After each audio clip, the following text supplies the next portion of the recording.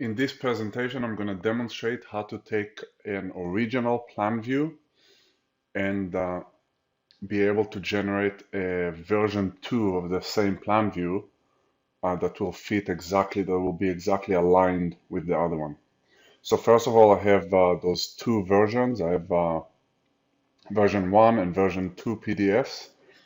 I'm going to right click on version 1. I'm going to open it in Adobe Illustrator CC, as you can see here. By default, it has a single editable layer, and I'm gonna go and work through it a little bit later with the layers. But second, I'm gonna also open version 2 of the same plan, and again, I open it in Illustrator. It might give me a prompt, that's fine. And as you can see, the two images they look alike, but they are totally in a different scale. So the goal is going to get to have the exact same scaling on both of the images, and then be able to align them on top of each other as accurately as possible. The main issue that I see is that the problem is that many of those floor plans will not have the same bounding box. So in essence, there's not going to be any real way to figure out how to align them with each other. So what we're going to do is we're actually going to create a, a box that is going to be common to both of the images, and use that box in order to figure out the correct scaling, one. And after we scale the new plan to be exactly the same as the original one, to use that bounding box that we're going to create to align both images. So my first step is to select the direct selection tool. I'm going to, instead of selecting everything with Control A, I'm just going to highlight the actual vectors just like that. This way, it's going to make sure that it doesn't take any bounding box that might be around the image. I'm not sure if there is, but I'm going to Control C to copy it. I'm going to move on to the other document, the original document. And what I'm going to do is first, I'm just going to make sure that layer 1 is locked, so I don't interfere with it at all. I'm going to create a new layer, layer 2, and now I'm going to Control V to paste the vectors. And as you can see, everything is pasted into layer 2. And as you can see too, that the scaling is very different between the two. So I'm going to just move it to the side so it doesn't interfere.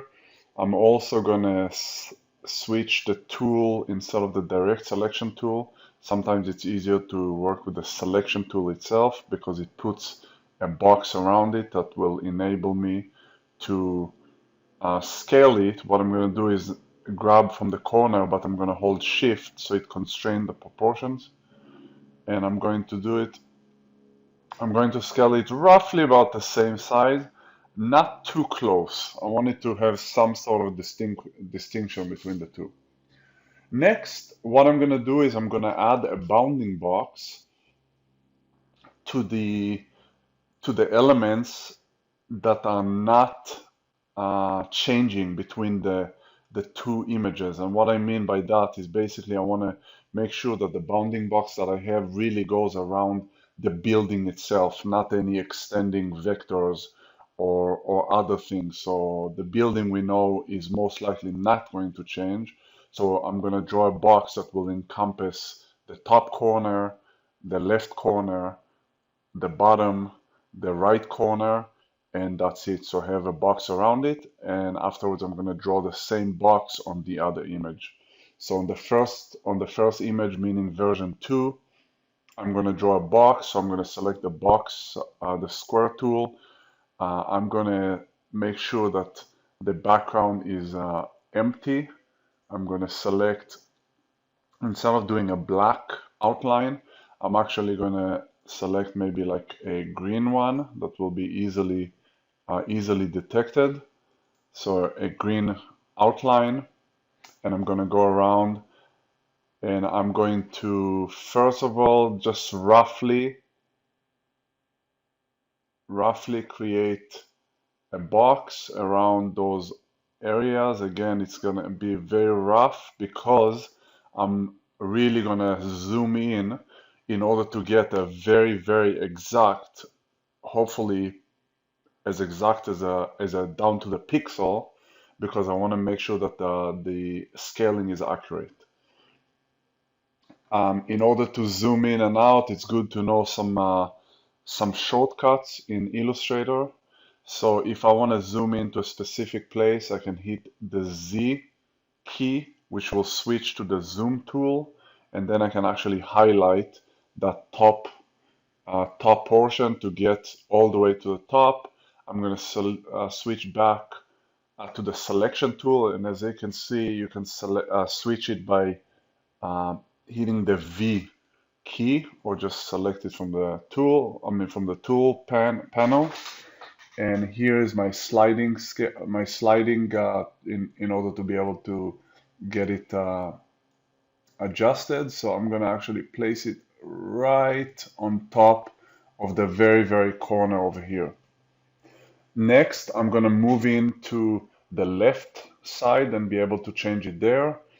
Another shortcut in Illustrator, Control 1, will zoom so you can see the entire image on the screen.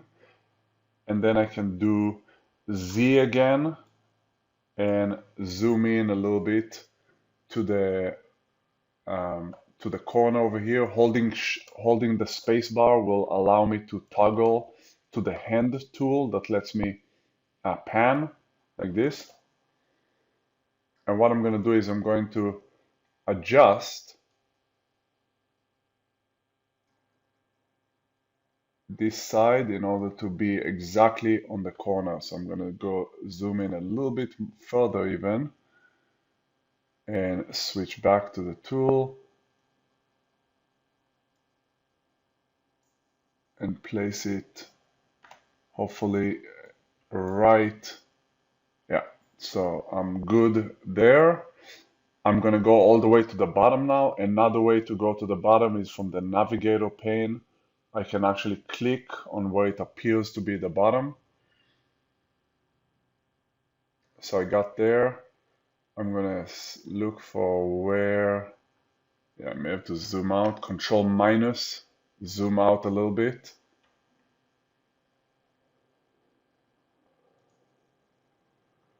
Sorry, I lost where I'm at, so I'm here. I'm gonna go zoom in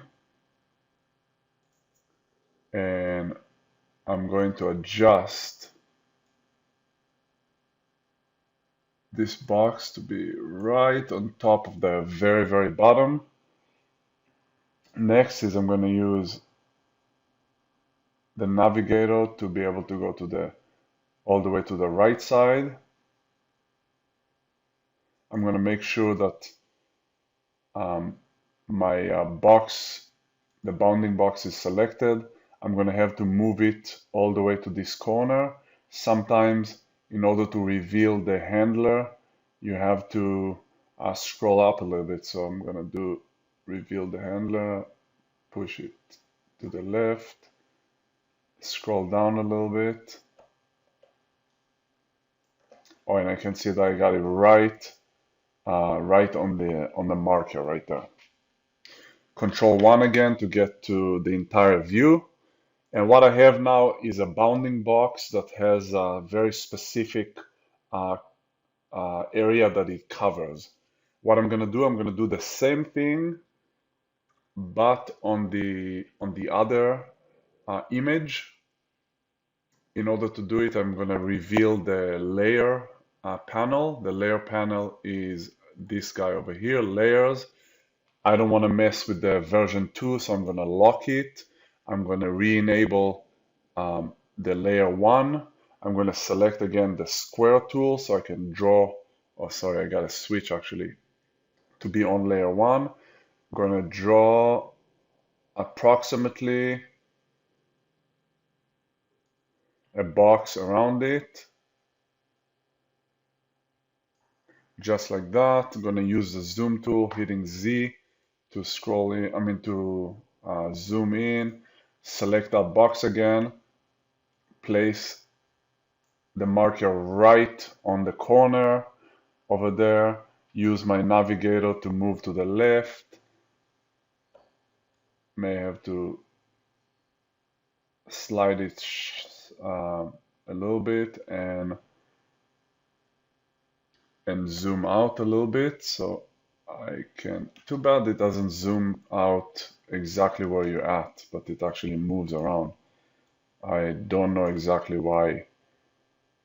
It should probably center around. Maybe there's actually like holding shift and zooming or something like that. Well, actually might get it to zoom in the center. But I'm gonna adjust it exactly to the corner right here, just as so. I'm gonna go to the bottom of it and make sure that I'm actually gonna zoom in a little bit more. Let's see. Control.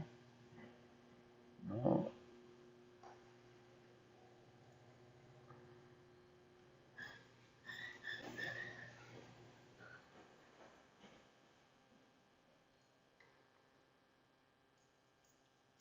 Gonna make sure that I'm right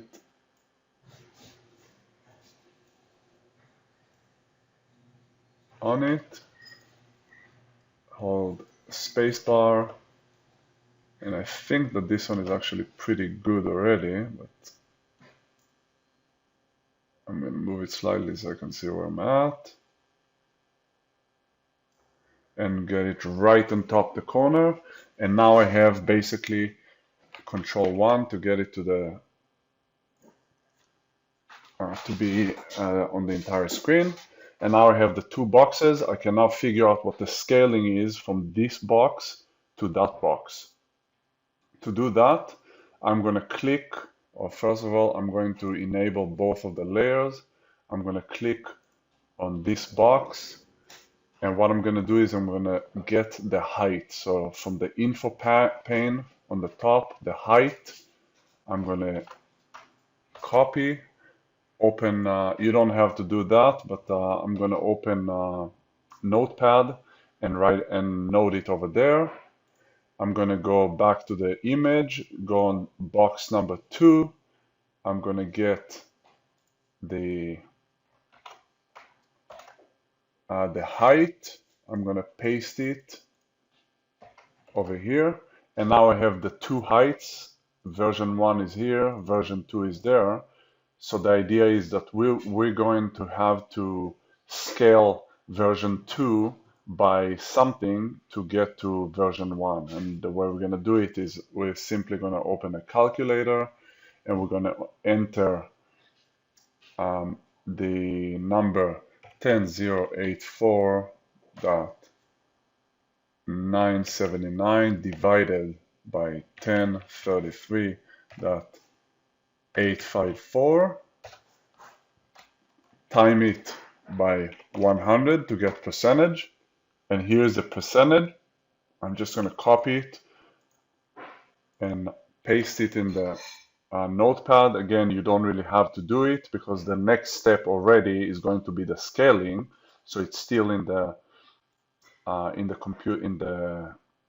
computer's memory in the clipboard.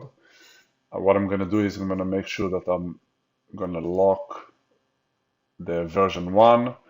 I'm going to go to version 2. I'm going to select everything, which will select only things on the version 2 just because version 1 is locked. And what I can do now, I can scale it. And how am I going to scale it? There are two ways. One is to double click on the scale tool right here. Double click will give you a percentage that you can scale it. So what I'm going to do is I'm going to hit Control V and add the percent sign so it has a percentage of scale, and hit OK.